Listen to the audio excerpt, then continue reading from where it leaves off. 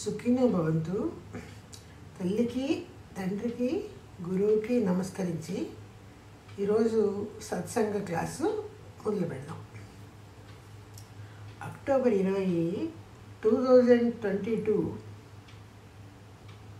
యూట్యూబ్లో వేదాంతి మహర్షి గారు బ్రహ్మజ్ఞానం అనే ఒక టాపిక్ కింద మాట్లాడారు.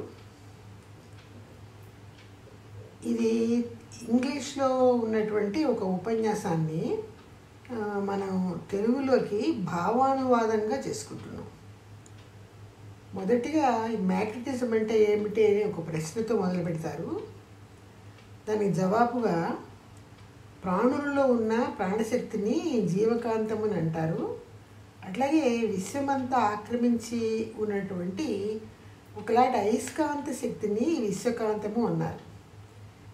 ఇదే మ్యాగ్నెటిజం, ఇంగ్లీష్లో మ్యాగ్నెటిజం అంటారు దీన్ని.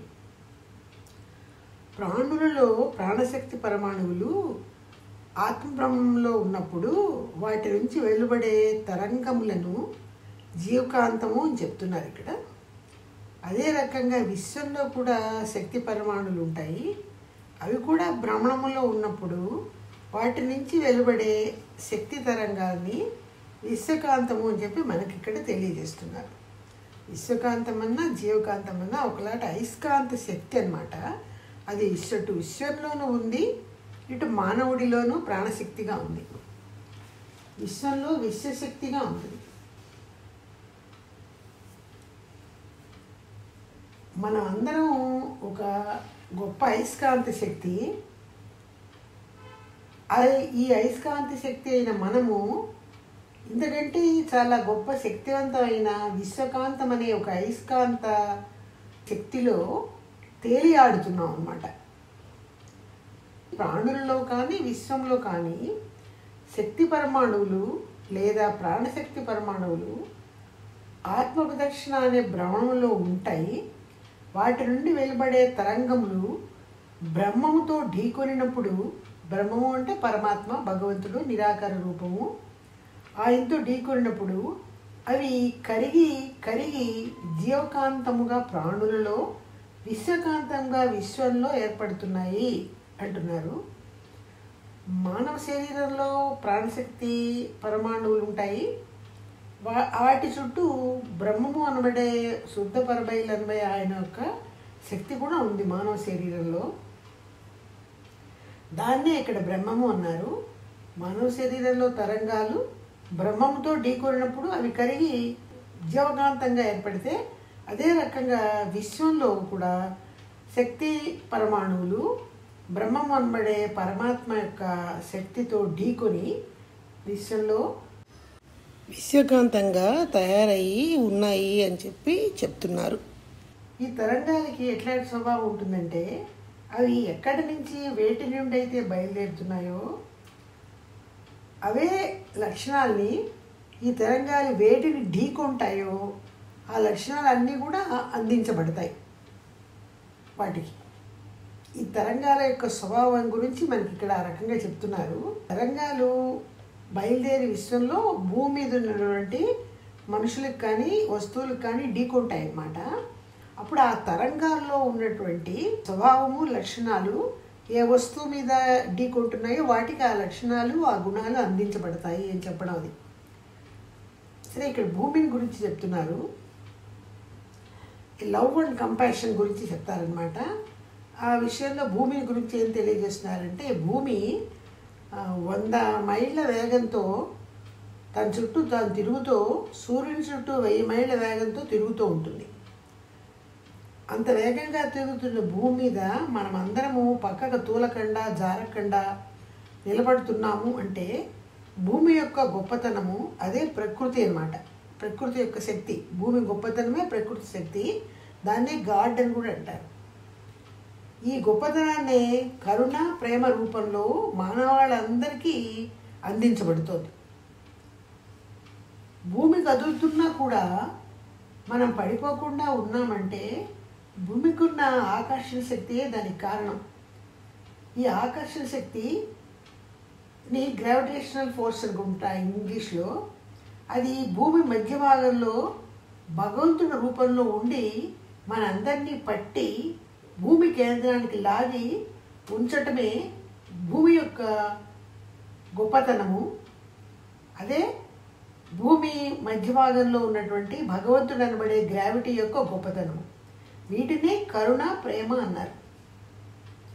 ఉదాహరణగా ఏం చెప్తారంటే, మామిడి చెట్టుకి చిన్న కాయ ఏర్పడి పిందెలు అన్నమాట, అవి పెరిగి పెద్దవై పండుగా మారుతాయి. ఆ పిందెలుగా ఏర్పడము, చెట్టు కొమ్మకి అది ఆనుకుని ఉండడము ప్రేమ అని చెప్తున్నారు ఇక్కడ మహర్షి గారు. వృక్షం ఏం చేసుకుంటుందంటే, తను తీసుకునే ఆహారం అంటే నీటిని తీసుకుంటుంది, సూర్యుడి నుంచి శక్తిని తీసుకుంటుంది, భూమిని మినరల్స్ని తీసుకుంటుంది. ఇవన్నీ ఆహారంగా తీసుకున్నటువంటి వృక్షం ఏం చేస్తుంది, ఆ పిందెలాంటి కాయని క్రమంగా పండుగా మారుస్తుంది. దానిని కరుణ అన్నారు మహర్షి గారు. ఈ ప్రేమ, కరుణ ఒక వృక్షంలో కూడా అలా కనపడతాయని చెప్తున్నారు. భగవంతుడి యొక్క ప్రేమ, కరుణ. ఇంకొక ఉదాహరణ ఏంటంటే, మనకి ప్రమాదాలు, యాక్సిడెంట్లు జరిగినప్పుడు రక్తం పూర్తిగా కారకుండా గడ్డగడుతుంది కదా. మనల్ని మరణం నుండి రక్షించడం కోసం మానవ శరీరంలో రక్తం అలా ఎక్కువగా కారకుండా గడ్డగట్టే యొక్క శిక్షణ అమరి ఉంచిందంటే భగవంతుడే.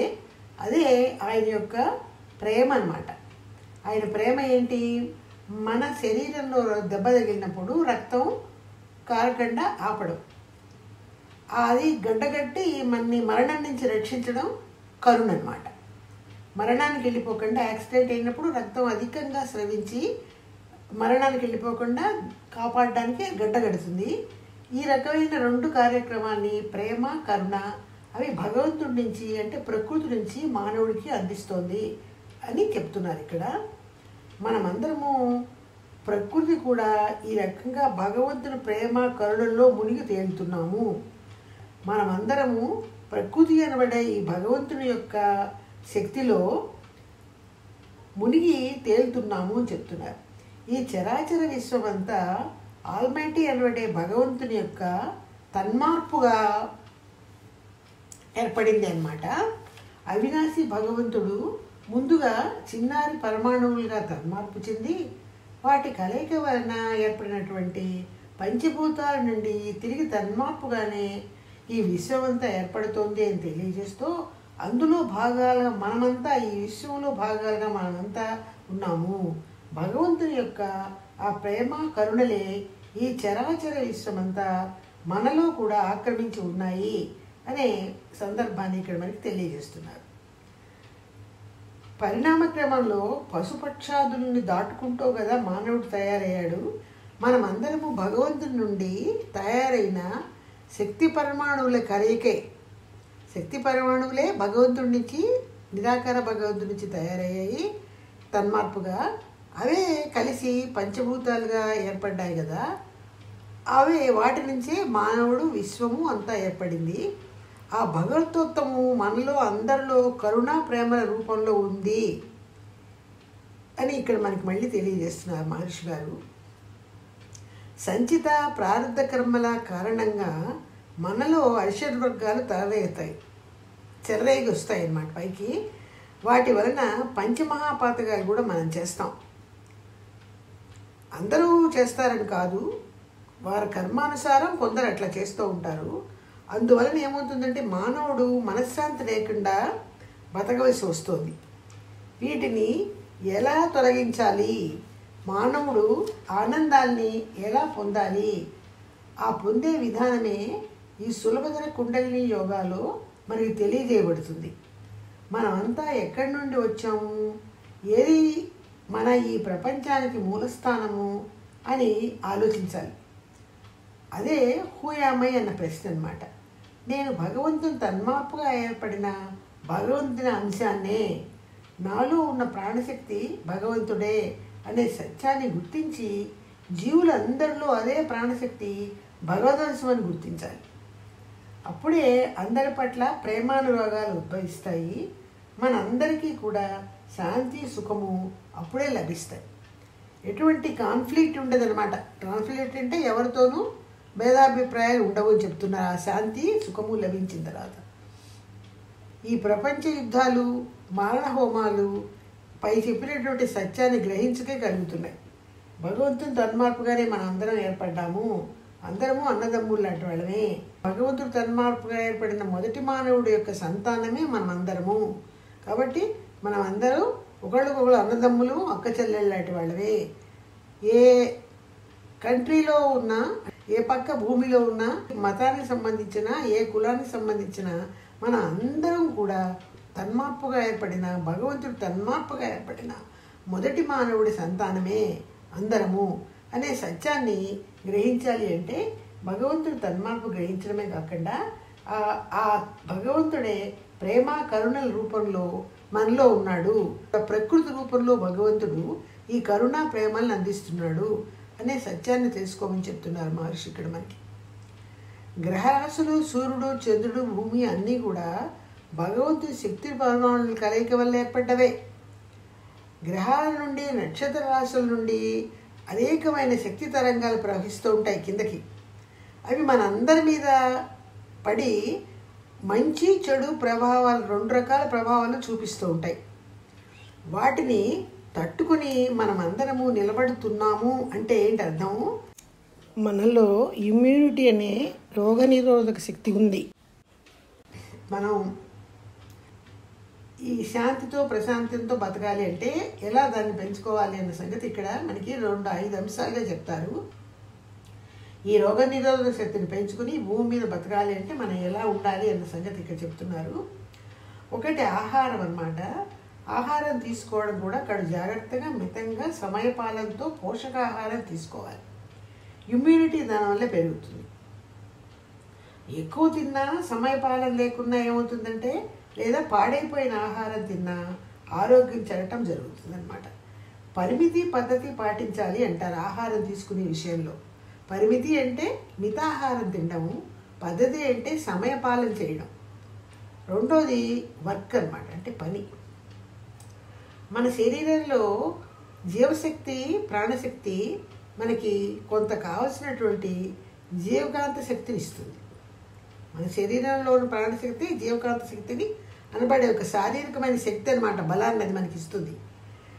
మన తినే ఆహారం వల్ల కొంత శక్తి లభిస్తుంది, భూమి నుండి కూడా కొంత లభిస్తుంది, నక్షత్రాల నుండి కూడా కొంత లభిస్తుంది ఈ శక్తి.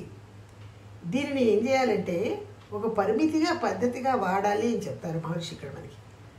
అధికంగా శ్రమ చేయడం అంటే శక్తికి మించి పనిచేయడం వల్ల ఏమవుతుందంటే జీవకాంత శక్తి తగ్గిపోతుంది. జీవకాంత శక్తి తగ్గగానే ప్రాణశక్తి బలహీనం అవుతుంది, నీరసం వస్తుంది, అనారోగ్యం వస్తుంది, ఇమ్యూనిటీ తగ్గిపోతుంది. తగినంత పని మాత్రమే చేయాలి, ఎక్కువ పని కూడా చేయకూడదు అన్నమాట. రోజుకి 5 to 8 hours వర్క్ చేయాలి. అదే ఇమ్యూనిటీని పెంచుతుంది. అసలు పని లేకుండా, కదలకుండా, మొద్దులాగా కూర్చున్నా కూడా అనారోగ్యం వచ్చి బరువు పెరిగి షుగర్ వ్యాధి లాంటివి రావడానికి కూడా అవకాశాలు ఏర్పడతాయి. కాబట్టి ఈ పని అన్నవాడే ఈ వర్క్ విషయంలో కూడా ఒక పరిమితిని, పద్ధతిని పాటించాలి.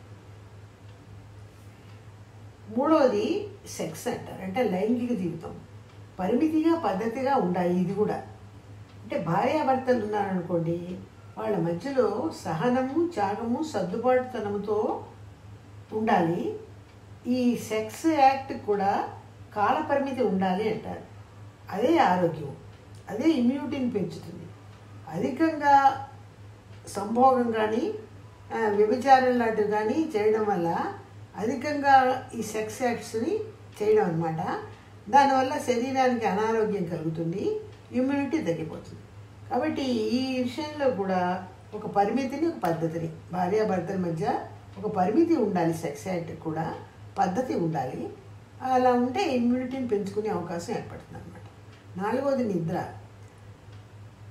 నిద్ర ఉండాలి. 8 hours ఉంటే సరిపోతుంది. బద్ధకము, మొద్దు నిద్ర అలాంటివి అంత మంచివి కావు. అది కూడా పరిమితిగా, అంటే 8 hours నిద్రపోవడం. పద్ధతిగా అంటే తెల్లవారుజామున 4:30 ఆ ప్రాంతంలో లేవడం, ఇది పద్ధతి. దీన్ని కనుక అతిక్రమిస్తే ఏమవుతుంది? ఇమ్యూనిటీ తగ్గడం, అనారోగ్యాలు రావడం వస్తాయన్నమాట. ఐదవది ఆలోచనలు. అవి కూడా పరిమితిగా ఉండాలి. పాజిటివ్ థింకింగ్ ఉండాలి, అంటే ఎప్పుడు మంచిగా ఆలోచించాలి, నెగటివ్ థాట్స్ ఉండకూడదు. ఈ అధికమైన ఆలోచన వల్ల వేస్తూ ఉంటే మన మనసు శరీరము కూడా నీరసించి బలాన్ని కోల్పోతాం. అలానే అసలు ఆలోచనే లేకుండా ఉండలేము. కొన్ని పనులు చేయాలంటే ముందుగా ప్లాన్ వేసుకోవాలి. ఆ ప్లాన్ అంటే ఆలోచించి ఈ పని క్రమబద్ధంగా ఇట్లా చేయాలి, ఆ పని మనం సక్రమంగా ఏం తప్పు లేకుండా చేయగలుగుతాం. మనం ఏ పని చేసినా కూడా దాని ఫలితం మనకు ఉంటుంది అని తెలుసుకోవాలి. దాన్ని కాజ్ అండ్ ఎఫెక్ట్ అంటారు. ప్రకృతి ధర్మాన్ని కూడా విస్మరించకూడదు. ఈ ప్రకృతి అనబడేది భగవంతుడు. ప్రకృతికి కొన్ని ధర్మాలు ఉన్నాయి. ఈ టైం ప్రకారం ఈ పనులు చేయాలి, పొగలు పనులు చేసుకోవాలి, రాత్రి నిద్రించి విశ్రాంతి తీసుకోవాలి. ఈ రకంగా ప్రకృతి ఇంకా మనకు అనేకమైన ధర్మాలు బోధిస్తూ ఉంటుంది. ఈ ప్రకృతి అన్నది కూడా భగవంతుడే. ప్రకృతి ధర్మాలను పాటించాలి. కాజ్ అండ్ ఎఫెక్ట్ అంటే ఏ పనులు చేసినా కూడా ఆ పని వల్ల మనకి తగిన ఫలితం ఉంటుంది. మంచి పనులు చేస్తే మంచి ఫలితము, చెడ్డ పనులు చేస్తే చెడ్డ ఫలితము. ఆ సంగతి తెలుసుకోవడమే కాజ్ అండ్ ఎఫెక్ట్ అంటారు. అది తెలుసుకుని మసులుకోవాలన్నమాట. ప్రకృతి ధర్మాల్ని పాటించడానికి కార్యకారణ సిద్ధాంతం అమలు జరపాలి సార్. కార్యకారణ సిద్ధాంతం అంటే కాజ్ అండ్ ఎఫెక్టే. ఈ ప్రకృతి ధర్మాలు ఎలా పాటించాలి అన్నదాన్ని మనకి మన మతాలంటే రిలీజియన్స్లో 2 సూత్రాలు చెప్తున్నారు ఇక్కడ మహర్షి గారు మనకి. ఒకటి భగవత్ ఆరాధన, రెండోది ధర్మబద్ధమైన జీవితం. భగవత్ ఆరాధన అంటే భగవంతుడు తన్మార్పుగానే మనందరం ఏర్పడ్డాము భూమి మీద అనే ఒక సిద్ధాంతాన్ని అవగాహన చేసుకుని ప్రకృతి ధర్మాలని వ్యతిరేకించకుండా ఉండాలి. ఇప్పుడు మనం దేవాలయానికి వెళ్తాము, ఒక 2 కొబ్బరికాయలు కొట్టేస్తే భగవంతుని ఆరాధించేసాము అని అనుకుంటాము. ప్రసాదాలు నైవేద్యం పెడుతూ ఉంటాము. అది తప్పు కాదు. మానవ జీవితంలో ఆధ్యాత్మిక జీవితానికి ఈ దేవాలయాలకు వెళ్ళడం, భగవంతుని ఆరాధించడం అన్నవి మొదటి మెట్టు. అది ఆచరించిన తర్వాతే ఆధ్యాత్మిక జీవితంలో తర్వాత పైకి వస్తారు. కానీ మనం పెడుతున్న నైవేద్యాలు స్వీకరించడానికి భగవంతుడికి స్టమక్ కనబడే పొట్ట ఉందా అని మనం ఆలోచిస్తున్నామా? లేదు. ఇంటెస్టైన్ ఉందా ఆహారం అంతా బయటికి వెళ్ళేది అరగడానికి? ఈ భగవంతుడు అనబడే ఈ బొమ్మకి, దేవాలయంలో బొమ్మకి కానీ ఇంట్లో మనం పెట్టుకున్న విగ్రహానికి కానీ ఆ స్టమక్ లేదు, ఇంటెస్టైన్ లేదు. అలా మనం ఆలోచించకుండా చేస్తాం జీవితంలో. అది తప్పు అని మహర్షి గారు మనకి చెప్పటం లేదు. కానీ మనమంతా అటువంటి వాతావరణ పరిస్థితుల్లోనే పెరిగాం.